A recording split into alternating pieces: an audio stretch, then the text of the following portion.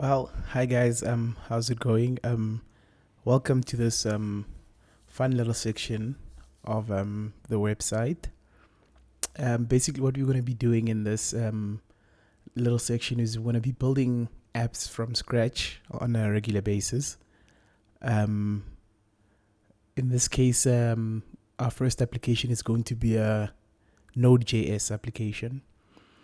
So the point of these small little apps is just to hopefully at some point we'll touch on every single aspect that you will need to, or not every single aspect, but some of the most basic and common problems that you'll come across when building applications. And in the process, we'll be building some very fun novelty apps as well. So, in this section, in fact, I'm going to keep these tutorials very bite-sized and small. So they'll be about 5 minutes or 7 minutes long. Just so as time goes on, if you're keeping up with the series on a regular basis, you could probably listen on the train or on the bus or the taxi or wherever you are without having to go through a whole video, hour-long video or 2-hour-long video.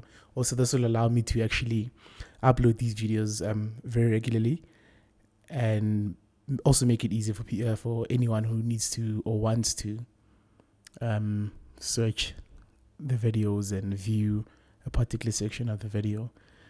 So yeah, without further ado, let's at least get started. So the app that we are going to be building in this first section or this first tutorial is something called I Told You So.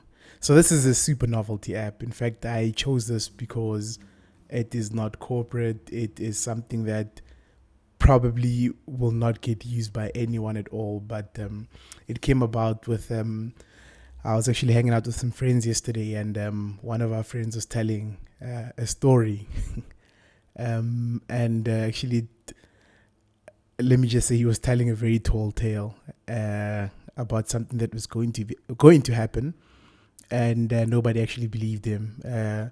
He had some inside info on a particular, I don't know what to call it, but anyway. So no one believed him, and it turned out that actually he was telling the truth this time. And yeah, he had nothing to back him up. In fact, everybody had forgotten we had gotten into the drinks and the night had gone on, and everyone had forgotten that, you know what, he actually had predicted a particular event that did happen, and he had no proof for it. So basically what the app will allow the user to do is create a particular event or a particular action that they think is going to happen in the future. So once they've created that, they can invite friends, family, anyone basically. In fact, all these little events are going to be searchable. So anyone who is not even part of that person's circle will be able to just search and find this particular event and give their take on what they think will happen. So I'll give an example. If you love football or sport, regularly you know that people will try to predict scores or predict which player will move from which team to which team. And so someone would be able to go onto the app and basically predict an event and say something like, oh, I think such and such player or such and such athlete is going to have such and such event happen. And they put it up there, and we will have some form of scoring mechanism. I haven't thought of it yet, but basically the more people that agree with the